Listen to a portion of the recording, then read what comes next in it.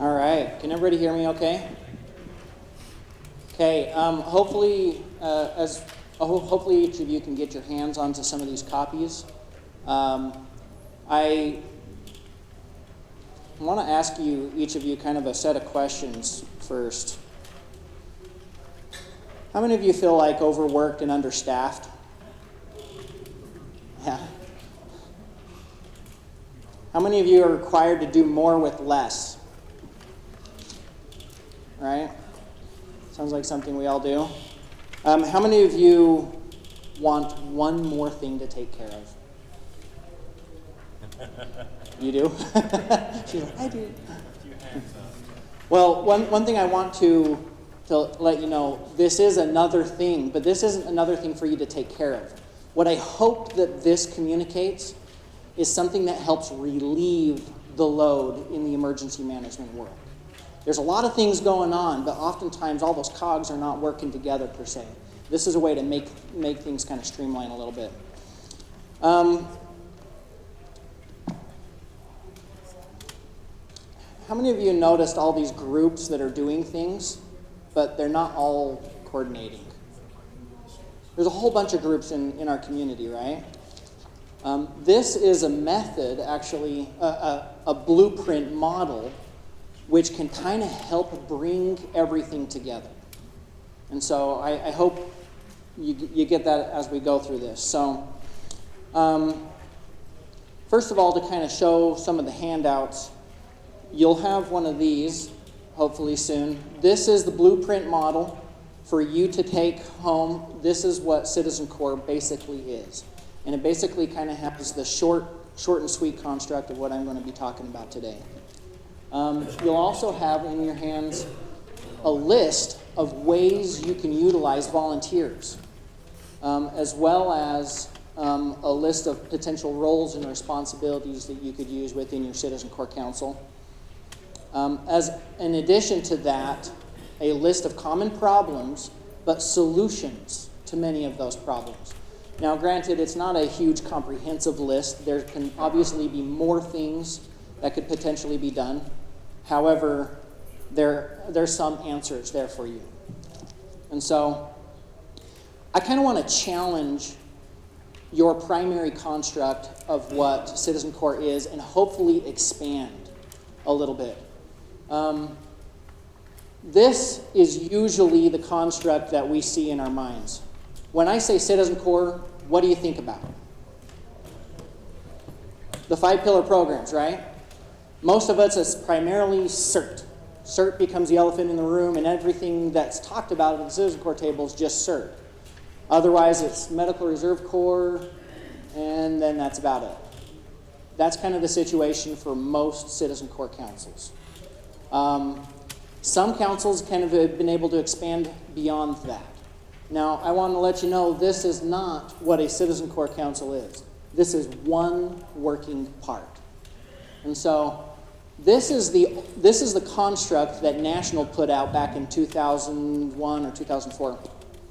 This is what the Citizen Corp table is. These are the strategies that they utilize to be able to make things work together. But you're looking at all of the participants at the table. Do you see any of the pillar programs there?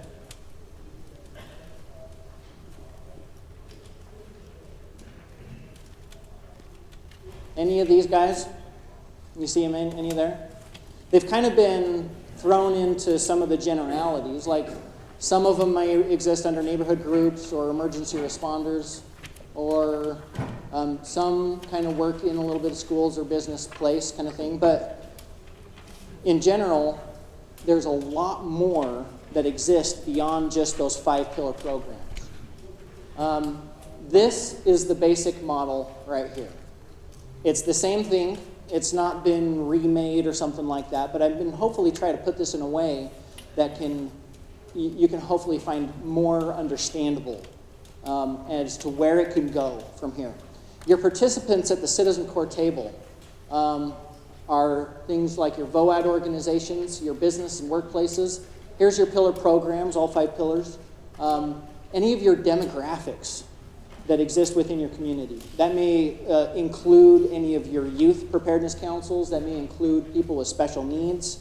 access and functional needs that may include people that speak different languages, etc. Any cultural differences within the community.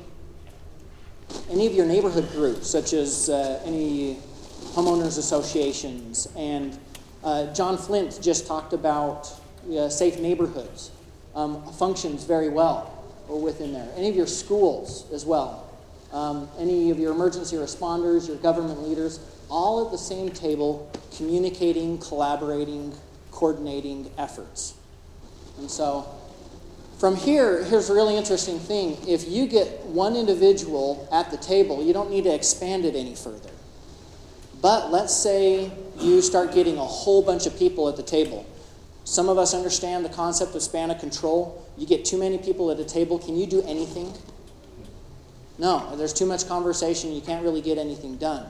But let's say you get a lot of businesses at the table talking about emergency preparedness. And you say, well, we can't just talk about business all the time. How about we break you off into a private sector preparedness council within your community?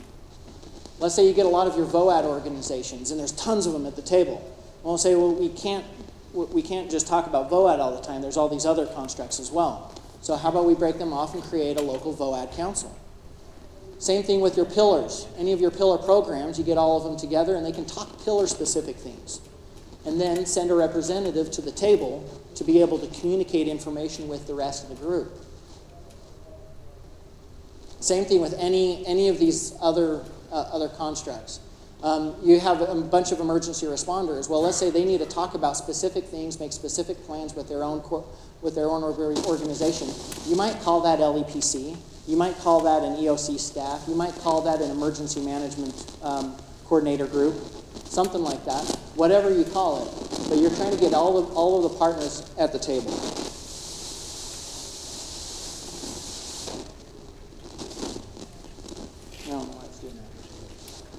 So after that, once the information comes out, you have your basic core group. If anything expands beyond, they have all of your partnering entities at the table, all have their communication chains. They all have their reach. They all have their things that they're doing. And they can all reach the community within their various aspects. This gives an emergency manager the capability to reach further and to do a lot more. So just to kind of say a little bit, this construct, in rough estimate, answers a lot of questions.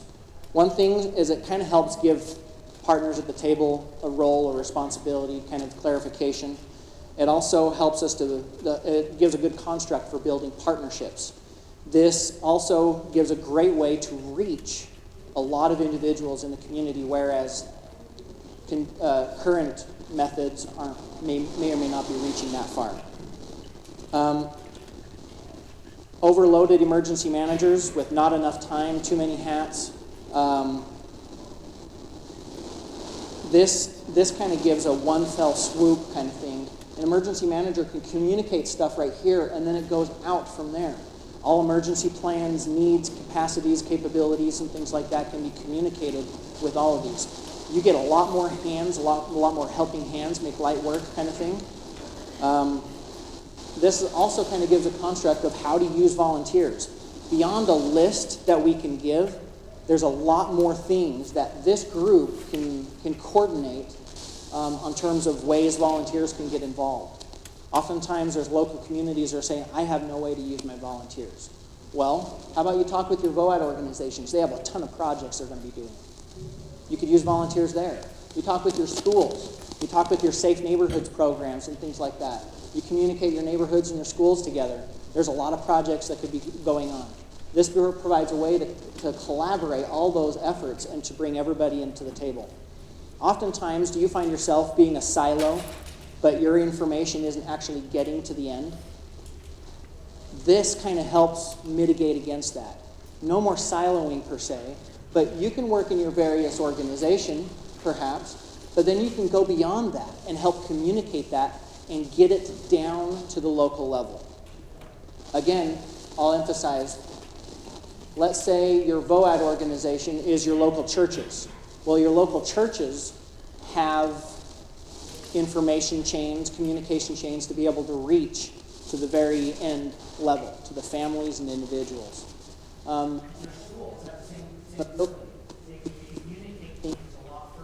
Single emergency manager. Let's kind of go down into this. I want to emphasize this is a model. It's scalable. It's not something that you have to have this member, this member, this member, this member. Perhaps right now, all you have are CERT members at the table. Well, that's a good start, and it can grow from there. Maybe later on, you can start involving some of your VOAD organizations and some of your businesses and other things. Depending on your community's needs, you can match it to what you need to do. So be able to expand it or contract it depending on what needs to happen. So this council or this group of people, whatever you want to call it, becomes part of the whole community emergency planning group. This is a good framework to be able to involve them.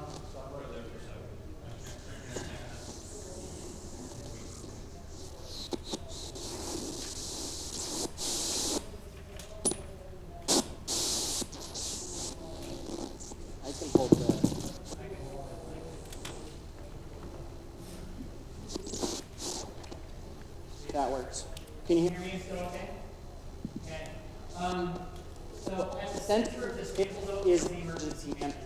Or designated other. I really respect this fact. If you're an emergency manager, you're way too busy. There's so much on your plate already. We don't want you to feel like this is something you have to do all alone. But you could designate or delegate to somebody else to be able to manage this. But one thing we want to make sure happens is that the emergency manager is not left out of the loop. There's got to be a connection. That emergency manager is trying to make all these cogs work together, trying to coordinate efforts. And so make sure your emergency manager is connected. But the emergency manager doesn't have to be the one that drives all of this, but we do want them connected. So there could be a designated other, but all of the plans and things like that, this has everything to do with the emergency management world. This is the vision and mission of Citizen Corps, and you'll find that throughout this, the vision and mission are the exact same in every single cog. Every part of the council is basically doing the exact same thing. The vision is that we have communities that are safer and stronger and better prepared to respond to all hazards. The mission is to be able to empower all the community members. Now that comes through education, training, service opportunities. But these are the things you do at the table, and every single part of the COG actually does the exact same things. They identify needs and capabilities. They develop and coordinate emergency plans. They share information with others and invite them, maybe, to come to their event. Hey, I'm a local school, we're doing a preparedness event, we want all the other people to know about it, and they can communicate. Sometimes we may need to do a takeaway too. Hey, I learned this at this table. I'm going to take it back to all my constituents and share it with them.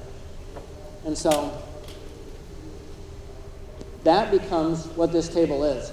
Now kind of go down into the emergency responders. What's his responsibility? If you just have one representative maybe that's sitting at that table, this is kind of what their responsibilities may be. You'll find that every single entity kind of has the same responsibilities.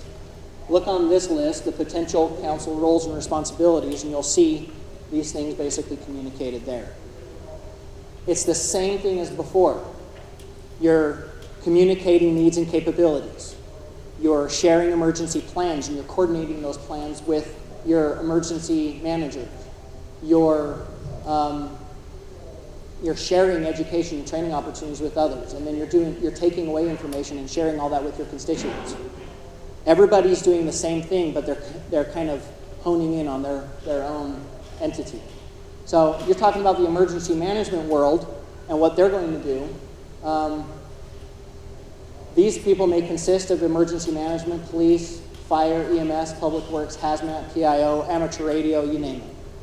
And this is moldable. You can take somebody from the other end of the table and put them over at this end of the table. But their vision is basically the same thing, communities that are safer and stronger. Being able to promote emergency preparedness principles, identifying needs and capabilities and things like that. That's what your emergency managers will do. What about your government leaders? Basic, same principle. What's their role at the table? Well, they're going to be representing their various entity, the government, and they're going to be communicating the city's needs and resources at the table, sharing education opportunities, informing others, sharing things with their constituents, and then supporting the emergency managers and the municipal emergency plans. But at the city council thing, if they're communicating at their own level, what are they going to be doing? This may consist of any of these number of people. They may have these conversations at any of these kind of groups, but they kind of still have the same vision and mission in place. Safe, strong, self-sustainable communities. Again, they're still doing the exact same things, being able to identify needs and capabilities, coordinating emergency plans, especially between municipalities and such, sharing information down to their constituents, etc. Same thing with the businesses. The responsibility of the business lead, whoever that may be, same basic structure. They're doing the exact same thing. And so if they need to go to a private sector preparedness council, then that council will basically be doing the exact same things. Now this consists of any of your local businesses, small, big businesses, your local chamber of commerce, utilities owners especially. One good practice is, if you're just starting out, is to focus on the big guys in the area. They have a lot of resources and oftentimes a lot of support. And so, same thing kind of goes with their vision and mission. Their vision is to foster economic resilience to disasters via readiness of Utah's private sector. And so their mission is to maintain continuity, restore economy, and restore community. And they're basically doing all the exact same kind of things. You kind of get the picture? Everybody's kind of doing the same thing. They're representing their own entity, but they're doing all of the same things. So any of your VOAD organizations, you have a VOAD table, this is what they would be discussing. These are all of your partners that could be potentially there at the VOAD table. VOAD comprises of any of your faith-based organizations, nonprofit organizations, fraternities, lodges. They're kind of more entity-based groups. American Red Cross, Church of Scientology, Disaster Response, all the way down 211, Boy Scouts, the Humane Society, etc. Any of your church organizations. There's a lot of groups that have efforts that they're doing to promote emergency preparedness. Are your efforts communicating with their efforts? This is a way to kind of get that all together. Same thing with your pillar program. You talk about who's going to represent all the pillars at the table.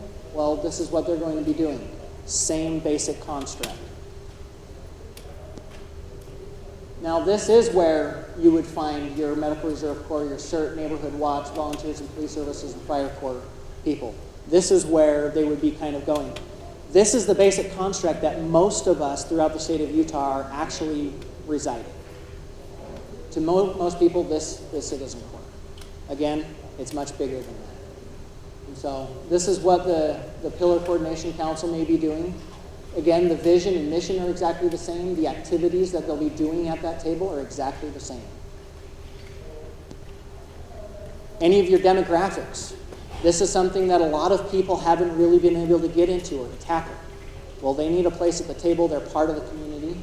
And so what are their roles and responsibilities? Same basic construct. They're going to be representing all the different cultures, the languages, anybody with access and functional needs. And they're going to be able to communicate demographic needs and capabilities. There's a lot of resources that they have that they can share at the table. Also being able to share training opportunities and things like that, being able to infiltrate all of that into other members of the council. You go to the demographics table, and this is basically what they'll be doing. Again, languages, cultures, and special needs and things like that. Your Youth Preparedness Council could be a part of this. Vision and mission are the same thing. Vision is communities are safer, stronger, better prepared. The mission is to make sure that preparedness meets the minorities. How many of us are actually doing that within our communities? The Citizen Corps table is a construct to make that happen or make it possible.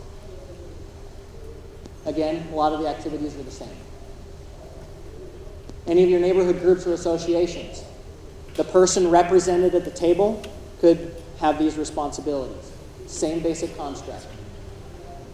Your neighborhood preparedness council, that may consist of any of your homeowners associations, any of your church boundaries, your school boundaries.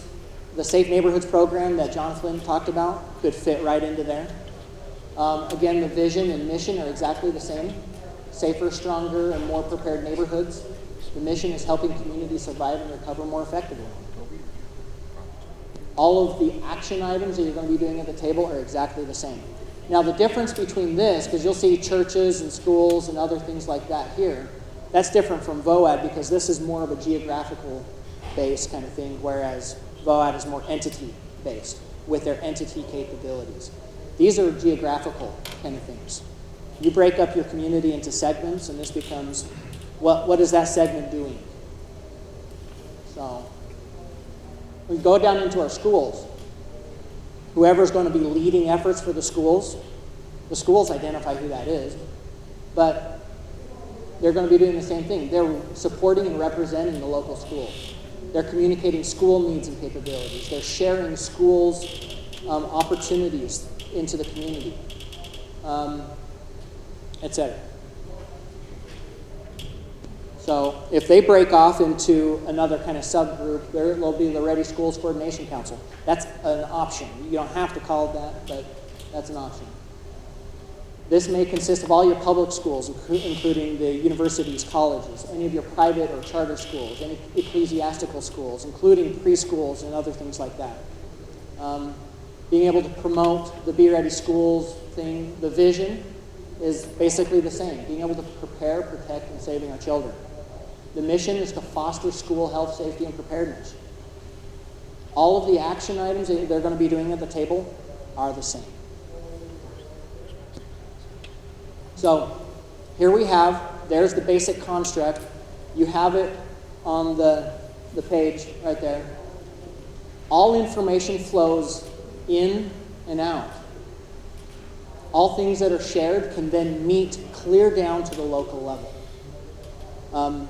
All those entities that are currently kind of off in their own world and not communicating could potentially be brought into this sphere, be able to coordinate efforts, and make the emergency management job a whole lot easier. With that, that's basically the end of my presentation. But I want you to take some time and to look over the problems and solutions handout that I gave you. Look over that construct, the blueprint model that I gave you, as well as the roles and responsibilities. I gave you, if you have the Citizen Corps guide for local officials, use that. That's where a lot of this information came from. Right now, what we'll want to do is open it up for questions and answers, things that you've seen at your own local area. We've got Tal Ehlers from UEMA County, as well as Ken Crowdy, our Region 2 liaison right now. He used to be with Sandy City and had a great working Citizen Corps Council there as well. But they have real experience right in the field, have seen the value of it. So we kind of want to turn the time over to them to kind of voice their opinions of these things, turn the time over to you to give questions and answers. So let's go for it. Any questions? I'm going to start off by asking, how did you get, I know, Ken, you started, I think, from scratch. You created a Citizen Corps from scratch. It was not one when you started. That's right. There was not. We had a CERT program, and we had a neighborhood watch program that were already operating. In my second year after coming on board as the Sandy City Emergency Manager, I went to a class in Las Vegas, Nevada by the Western Community Policing Institute entitled Creating Resilient and Prepared Communities. And that's where I learned about Citizen Corps. And as part of that class, we had to establish a project, and my project was to establish a Citizen Corps. And so I learned about that and came back to Sandy City, and essentially what we did is we took the existing programs, which were already very successful, Neighborhood Watch and CERT, and we simply said on the second Thursday of every month, we're going to have a Citizen Corps Council meeting in Sandy City, 7 p.m. at the City Hall. And on the agenda, we had a line item for each of the 5 pillar programs: CERT, Neighborhood Watch, Volunteers and Police Service, Medical Reserve Corps, and Fire Corps. And so we went to the people that were already running the other programs and said, hey, we're not going to usurp your program or anything. We're just going to even maybe provide some money for you with some grant that might be coming down the line. And they were happy about that, and so they started coming to our meeting. Our first meeting had 4 people. And from that, just to make a long story short, when I left Sandy City, our average attendance at our Sandy City Citizen Corps Council was between 45 and 50 people. And we had every pillar program except for Fire Corps. We were working on that. But basically, it was just a matter of establishing a monthly forum, and we invited people who were part of any of those pillar programs or who were part of none of those programs. And maybe didn't even want to have anything to do with those, but they were part of our program. And so we had representatives from the schools, we had representatives from VOAD, we had representatives from the LDS Church, from the Southern Baptist Disaster Relief who would come to our program. We had some businesses that came. And so, very quickly, just to end, that's how we got the thing started. And then when we did an exercise, we found, speaking of what James talked about in terms of Citizen Corps being a resource for emergency managers, we simply said to our Citizen Corps, we're going to have an exercise where we're going to exercise a pod, a point of distribution. And we put the word out through our Citizen Corps. Our neighborhood watch groups, our CERT groups, our CERT teams, we simply had to spread the word through an announcement at our meeting. And we had 50, 100 people come to some of our exercises sometimes. We would open up a school at Sandy Elementary, for example, and we did a pod exercise. And we had the success with the exercise because Citizen Corps folks were involved. And so that's kind of it in a nutshell.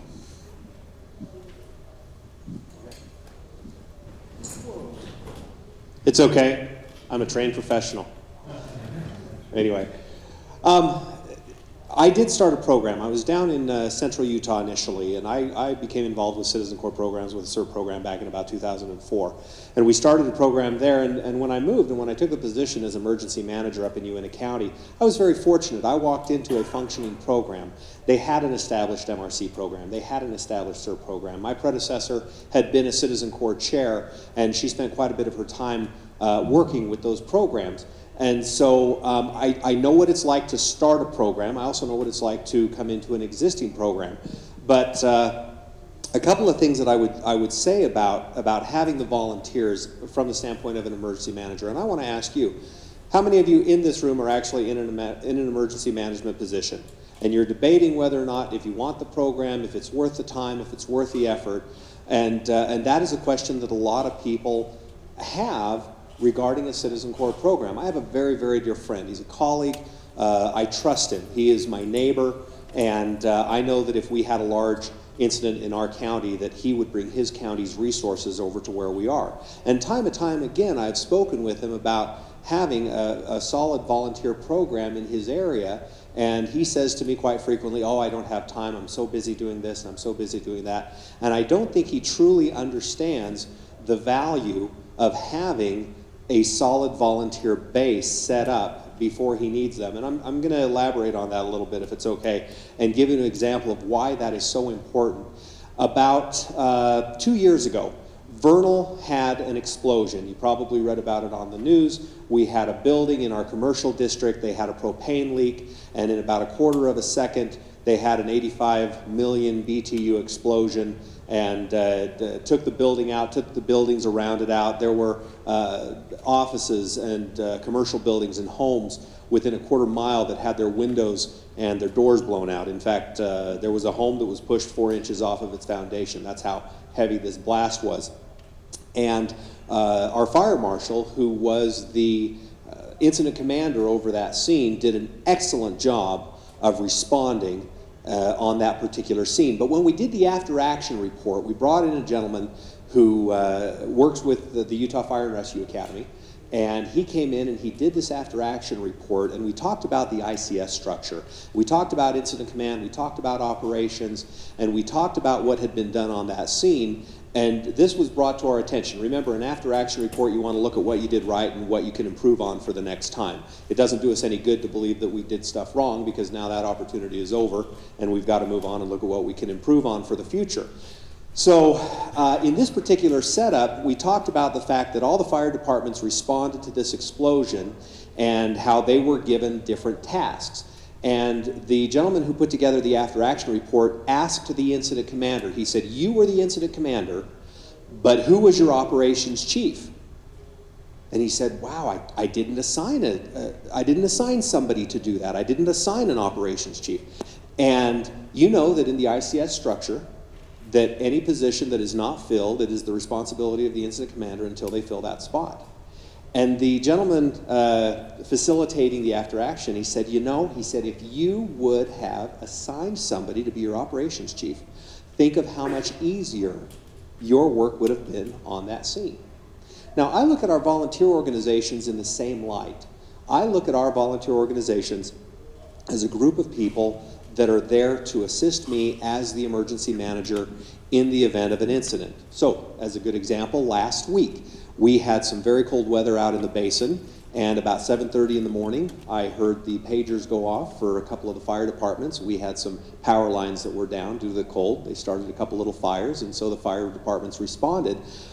Well, when it's negative 10 degrees and there's no electricity, you start to worry about people getting cold. And I was waiting for calls to come into my office. I got a call from the director of the county health department. I got a call from the commission. I got some different calls from people saying, do we have a plan to help our citizens in the event that they need to be evacuated out of their homes because of lack of heat? Now, believe it or not, at 7:30 in the morning when that pager went off, and I thought, okay, time to go to work. I've got to go out and do this. My planning involved, okay, I've got to find a shelter, and I've got to do this, and I've got to do that. And who am I going to have run my shelter, and who am I going to have help with my evacuees and everything? And immediately, within the first few steps, I was already involving my volunteers in my plan. Because that's what they do for us out there, whether it was my MRC volunteers, my VOADs, like my Amateur Radio Emergency Services, or my Red Cross volunteers, or my Citizen Corps groups, like the CERT volunteers. I already was implementing what I would need these folks to help with in the event of an actual emergency, because it makes it easier on me. That is the value of having a volunteer organization already pre-established so that you have those folks. I've already got these folks written into our emergency operations plans and into our response plans. Whether it's setting up a shelter at 2 o'clock in the morning, as we did when we had this building explosion, whether it's a home fire where a family is displaced and you call out for your local Red Cross volunteers to go ahead and assist with this. It's very nice that when a call comes in at 3 o'clock in the morning and a family has been displaced from their home over by Roosevelt, which is 30 miles away from me, that I know that there are individuals in our community that want to serve, they want to be used. And I can call them up and say, would you be willing to go ahead and assist this family as a Red Cross volunteer? Or if communications were down, I could call my Aries team and say, would you be willing to come out and help us with communications in the basin? Over the summer we had a large fire. I did not call out our volunteers. I had them on standby, but I didn't call them out. They were mad. They were upset that they didn't get an opportunity to come out and help. But you know what? It is so nice to know that they're there, willing to go ahead and assist at that time. And so if you are considering having a program, please don't look at it as, oh my goodness, that is something else that I'm going to have to do. Our teams, granted, this has taken some time to get it to this point, but our teams, whether it's a CERT team, MRC team, our Aries group, our Red Cross volunteers, Neighborhood Watch, these individuals that are so anxious to volunteer, we have them organized so that they have their meetings, they have their minutes, they submit them to me. Yes, I oversee it, I look for opportunities to fund it, but they very much, very largely run their own programs, and it is an asset that I can tap as opposed to an organization that I have to run. And that makes all the difference in the world. I want you to imagine if you had an incident that was large enough that you had volunteers coming out of the woodwork that wanted to help. Local faith-based congregation members or just people out of the area. We had some sandbagging over the summer. All of a sudden, I had people showing up from a local gym that wanted to help sandbag. I didn't know it had gone out on Facebook at that point, but it had. And all of a sudden, these bodybuilders showed up and they wanted to help us sandbag. How are you going to process those people? Do you have the capability to process your volunteers through a volunteer coordination center? Do you have people that know how to process other volunteers? And this is the value that you get by already establishing a Citizen Corps program or by having a very solid relationship with your BOADs, with your faith-based organizations, so that you can make your life easier and you're not the one doing all the work. So, are there any questions? Yes. Now, do you share your work, Citizen Corps Council? Do you have a volunteer do that? How often does your Citizen Corps Council meet, and how do you keep that beneficial and keep them coming to that? Our Citizen Corps Council, we actually have a chair. I am not the chair. I'm a participant, I'm a voice, I'm there at the meetings, but I sit back and they pretty much run their organization. We select a new chair every year. It's typically our coordinators. We've got our animal rescue team coordinator who has been our chair for the last year. Prior to that, it was our medical reserve corps chair. Now we have our coordinator. Now we have our CERT coordinator. 3 years ago, our Red Cross volunteer was the chair for that organization. And what we have found is by bringing together our BOADs and our Citizen Corps coordinators, we have been able to really stretch our grant dollars to be able to combine trainings and also to cross-train our individuals together. And so we have our coordinators chair that organization. We bring them together as a coordination council every other month. Now, as we're preparing for a Citizen Corps conference that's coming up in March in our area, we'll be getting together a couple of times a month as we try to prepare for that conference. But typically we get together every month as a Citizen Corps Council, and then we also get together with our volunteer organizations, Citizen Corps and BOADs combined, in a bi-monthly training. So we get them together 6 times a year for trainings. And we try to involve our volunteers everywhere we can, because I want them to know our law enforcement officers. I want them to know our firefighters. I want them to know our EMTs, so that if they do end up working together on the same scene, that they're familiar with each other. They know each other's faces. So we had an active shooter drill at the middle school a while back, and we brought in our CERT volunteers, and they did moulage on, the makeup and everything. They did that for the kids that were in the event. So our kids were able to see our CERT volunteers, our law enforcement was able to see our CERT volunteers. If we were to have a medical situation, we would want to bring out our MRC volunteers, and they are in place to do that. But like I said, by having this set up ahead of time and then continuing these trainings and having these opportunities for people to participate, it does bring them to the table so that everybody gets to know everybody else in the event of an actual emergency. I'm going to keep asking questions as the rest of them don't have them. So, how can the state help a local organization get a Citizen Corps Council started and keep one functioning? Was it helpful? Did you have the state helping you at the time that you had those going, or did you get them going on your own? Well, initially, like I say, I found out about Citizen Corps when I went to Las Vegas. But that was years ago. I've been a Sandy City emergency manager for 10 years. But the state has really gotten hold of Citizen Corps. And I found that as we got going, we had representation. We had Jesse Valenzuela and our other liaisons would always come to our Citizen Corps Council. We had representatives from the state, and we had representatives from the county. And that was one thing that we did at our Citizen Corps Council, is to introduce the public, our residents, to the support that we get from the county and the support that we get from the state. And we talked about how we would call upon the county first for resources if ours were overwhelmed, and then they would call on the state. But they had a report. We always had a guest speaker that would come. We had ham radio, amateur radio folks that were there as well. And so the short answer is, at the end of my role there as Sandy City Emergency Manager, we had a lot of support from the state about Citizen Corps. Another good question for you, Ken. Okay. You got that started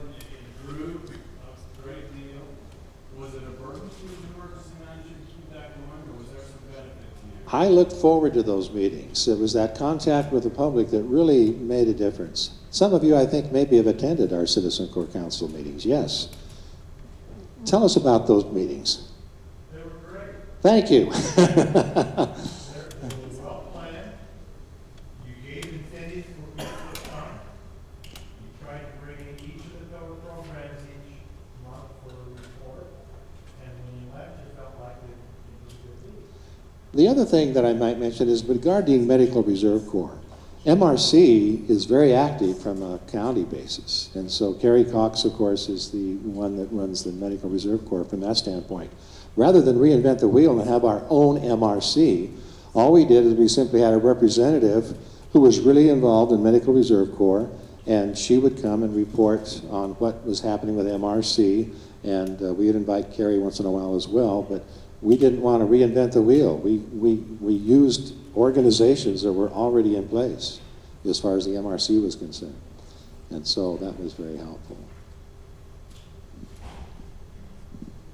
I'm just going to, as the facilitator here, I'm going to take a moment to, we still have a few minutes. I know we're going to, all anxious to be getting home here really soon, and we'll do that in just a minute. But I wanted to ask a few questions of the audience as well. And Tal kind of started this a little bit, but show of hands, how many of you here are local emergency managers right now? How many of you are emergency managers? Okay, a handful of you. How many of you have a Citizen Core Council in your jurisdiction now? A functioning, okay, just about the same group. Those of you that didn't raise your hands, what kind of help do you think would be beneficial to you in getting a Citizen Core Council running in your jurisdiction? Some emergency managers that didn't raise your hand the second time. What things would be helpful to you?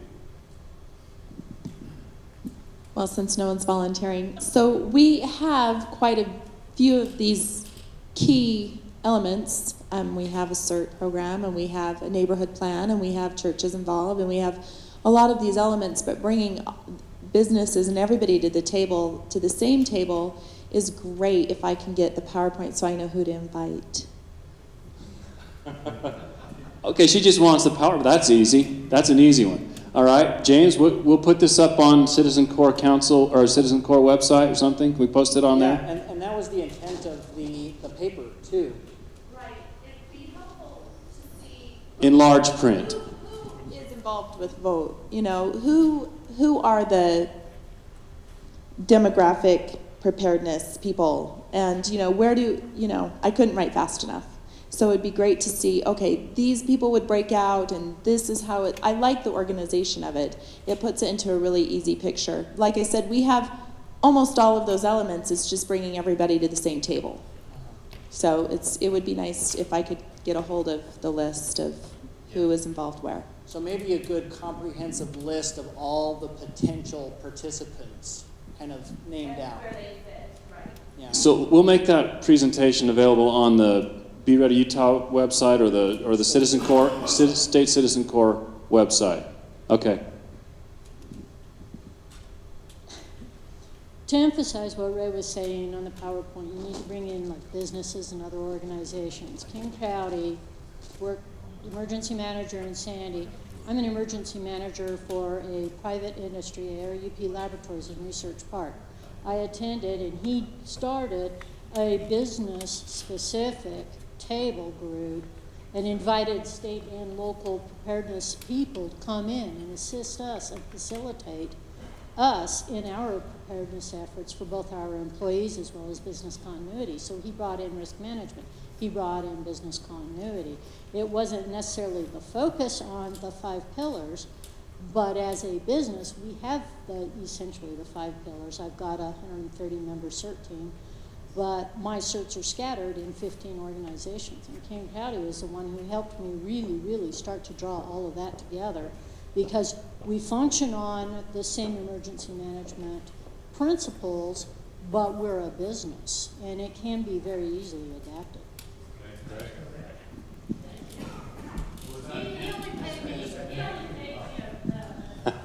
Yes, okay. Will.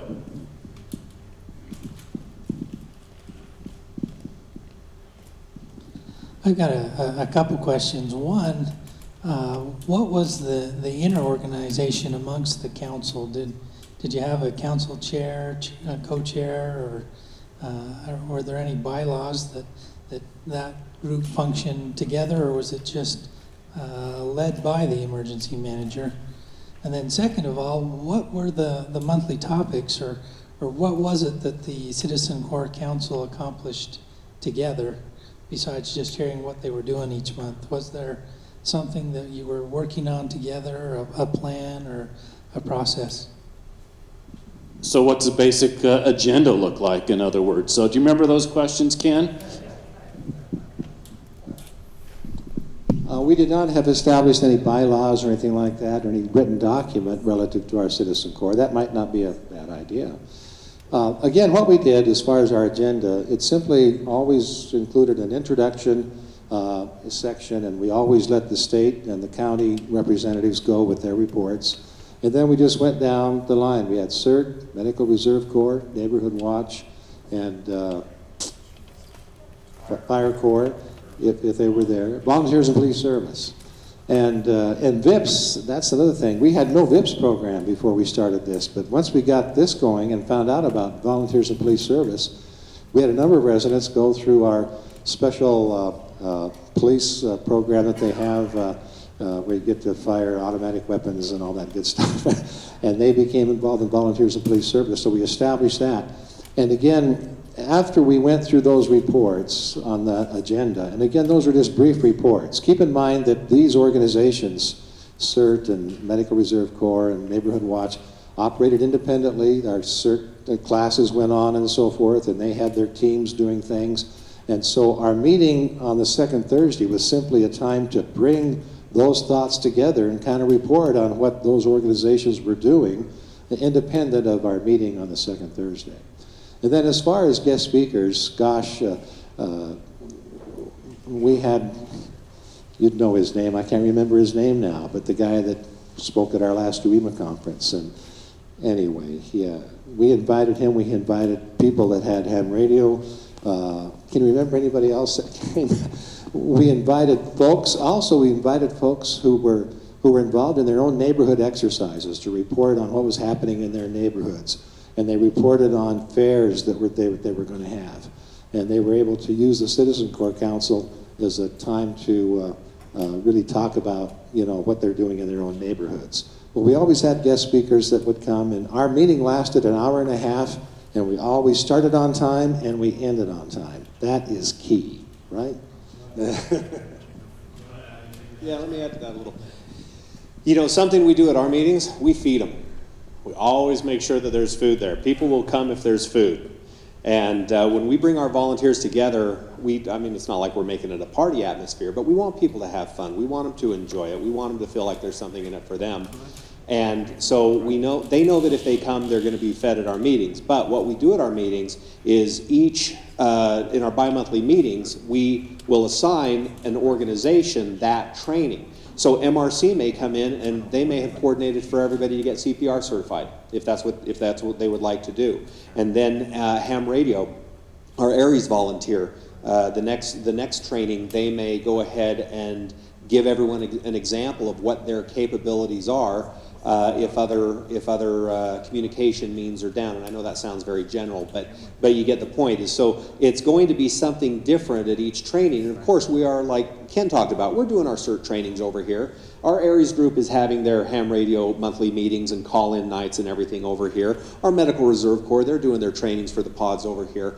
And so everybody still has their trainings individually, but it's nice to still be able to get together bi-monthly so that they can see each other, they can know each other, they can learn what each other is doing, and it really does develop a good camaraderie. Something that we did back in September, Wade came out and we worked on a volunteer coordination center, that if we have 100 untrained volunteers show up, how are we going to account for them and process them so that we can utilize their volunteer efforts as well? And that went over really big. Everybody really enjoyed that training. And so there's opportunities for people to learn. You know, you got volunteers, and then you got volunteers. You've got the people, they want to be EMTs, they want to be firefighters, they want to go out and they want to volunteer heavy.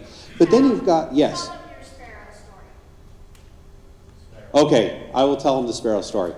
But you've got volunteers that want to get in the middle of it all. And then you've got volunteers, they don't want to get in the middle of it all. But they want to volunteer. They want to do something. And I'm going to give credit here to Travis Dupay in the back with Daggett County. He's been talking about his search and rescue. And he says, you know, I've got some search and rescue members. They've been on the search and rescue for Daggett County for years, but they're getting up there in age. They can't hike in 5 miles anymore. They can't go on an overnight search anymore. But we still need them because in a place like Daggett County where you've got 1,068 people, well, 1,067 since Travis is sitting back there, you know, when you only have a few people, you really depend on your resources. And so Travis is working out a plan. How can I go ahead and convert some of my older, more seasoned search and rescue members from being active search and rescue over to something like CERT, where, hey, if you come to a search, we still need somebody to check people in. We still need somebody to work on logistics. We still need this help. And since you understand how the search and rescue works, we'd love to have you there in a volunteer capacity, but perhaps not as a search and rescue member. And so if we can take that and convert them over to another volunteer organization where they can still participate, thank goodness for our volunteers. The sparrow story is very, very simple, and it's an example that I created about a year ago.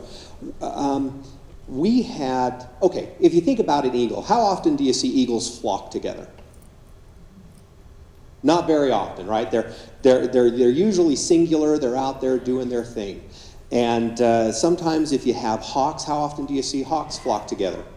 You may have a kettle of hawks, but it's very rare that you would see hawks together. How often do sparrows flock? All the time. They're all together. Years and years ago, I had a supervisor, and very, very great man. He was called in to be the president of this organization, and he sat down with about 200 of his subordinates, and he said, here's how it's going to be. He says, I can see in this organization we got sparrows, we got hawks, and we got eagles. If you are a hawk, we invite you to remain a hawk. We need hawks. They're the go-getters. They support the organization. They want to go ahead and get things done. They're not leaders, but they're still essential to the organization. And if you're an eagle, if you're a leader, if you're out there shaking and you're making everything happen, we want you to be an eagle. So if you're an eagle, we invite you to remain an eagle. If you're a hawk, you can stay a hawk. You can remain a hawk. But if you would like to move up to be an eagle, we'd love to see you in that leadership position. He says, but then there's some of you that are sparrows. You're out there around the water cooler. You're talking about what happened on Monday Night Football instead of getting your work done. You know, you're not doing what you should be doing to help the organization. You're more like baggage, so we have no room for sparrows. So if you're going to be a sparrow, there's the door. But if you're a sparrow and you'd like to become a hawk, or even if you're a sparrow and you'd like to become an eagle, we'd love to have you stick around. Okay. We had a training about a year ago, and we have a gal who's a wonderful actress, and in this full-scale exercise for our CERT program, we had this little gal who came along as a CERT volunteer, and our actress scared the dickens out of her to the point that she was sitting in the hall crying. You know what? Some of us go out in the middle of the night and we don't mind seeing a body on the road, okay? Some of us don't mind going out in the middle of the night and somebody's screaming and somebody's dying and somebody's bleeding, and that doesn't bother us. Other people, that gets to them. And because this little gal was so committed to just go through the CERT program, but in a situation, even though it was an exercise, where my gal who was the actress was holding a baby doll and running up to her saying, have you seen my baby? Have you seen my baby? Have you seen my baby? Freaked this gal out. And I felt bad because we lost her. She never came back. She never came back after going through the whole CERT training because she couldn't do it. She was afraid that that was what responding was all about. And I said, you know, she is a sparrow. She's never going to be a hawk, and she's never going to be an eagle, but thank God for sparrows. You know what? You don't have to go and deal with the person whose baby's passed away in their arms. We'd love to have you come out and help with the shelter. We'd love to have you help sign people in. We'd love to have you maybe go out to an icy parking lot and help a 75-year-old evacuee across the parking lot.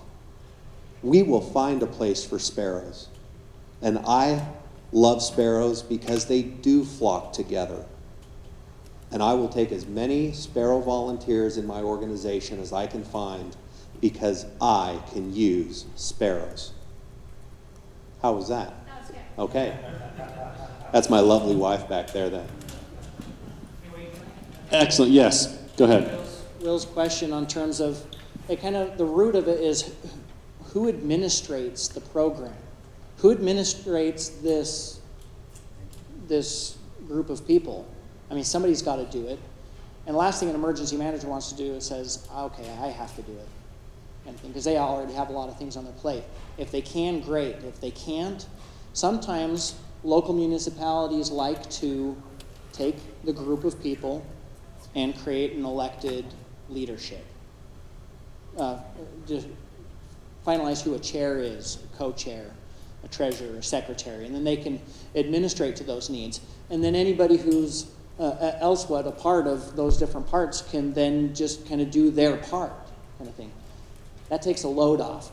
Some municipalities like to designate somebody to fulfill the leadership positions.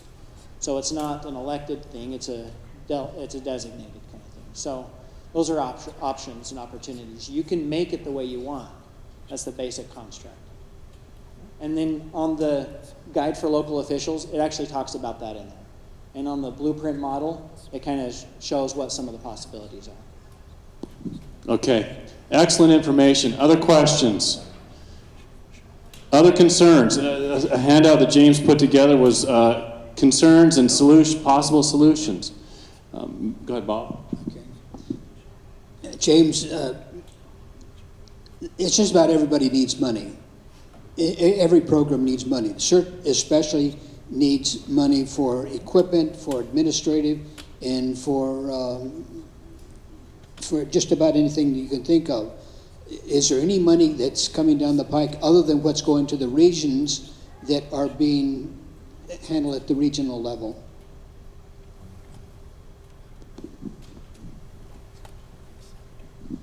The answer is yes, but not as it used to be.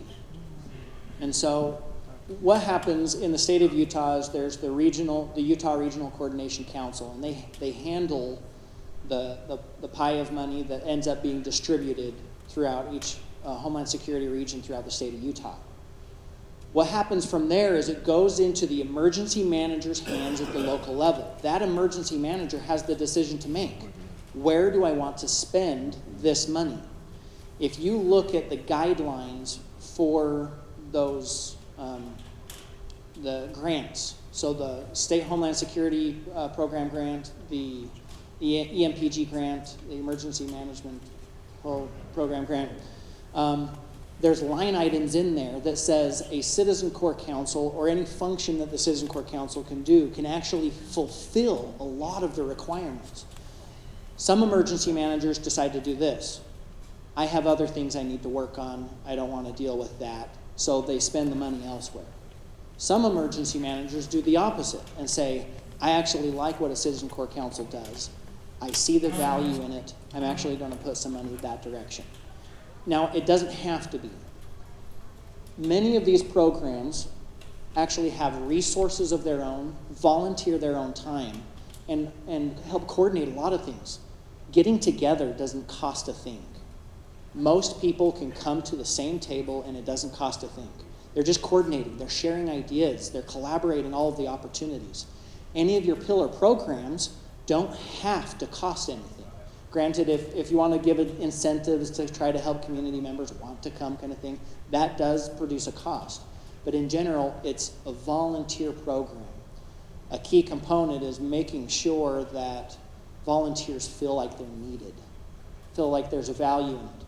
Other than that, there are other options as well. Some volunteer programs actually hold fundraisers. Some have established a 501c3 status, and they can do fundraisers and things like that. There's pros and cons for being 501c3 status. If you're 501c3 status, you have to make sure you're getting some level of donations per year up to about $5,000. Otherwise, the costs and all the paperwork and things like that that have to go into there may or may not be useful. Another thing local programs can do is attach themselves to an existing 501c3. A lot of times a municipality already has programs in the municipality that are doing 501c3 status, and they can just attach themselves to it with an agreement that a certain amount of that money will then go over to them. Another option is to take the tax identification number that a local city uses, and the city can make an agreement to take a little bit of that out of the tax dollars and to utilize as a public service to promote any of the pillar programs or to promote emergency preparedness efforts with any of the other constituents at the table. So there's a lot of options and opportunities. You don't have to depend on the federal tap in order to live or die.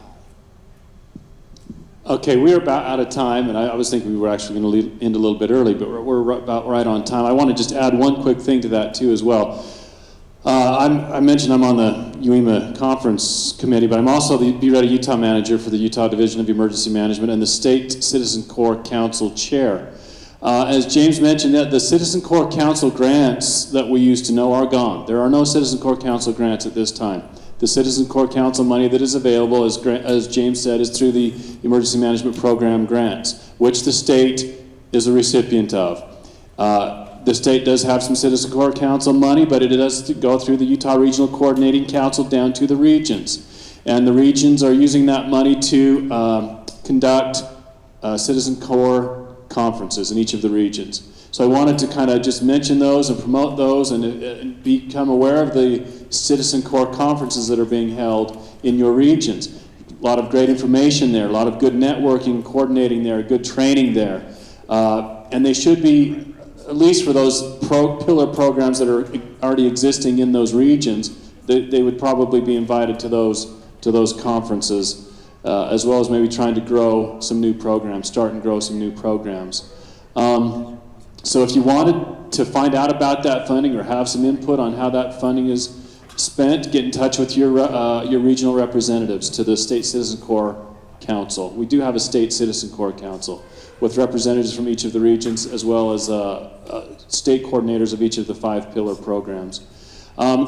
Great questions. Thank you very much for your participation. I want to thank James Ray and our panelists, Tal Ehlers and Ken Crowdy, for their presentation today, for their excellent experience and sharing your expertise with us and your stories. Thank you for the Sparrow story. Excellent. So let's give them a great big round of applause. Thank you very much.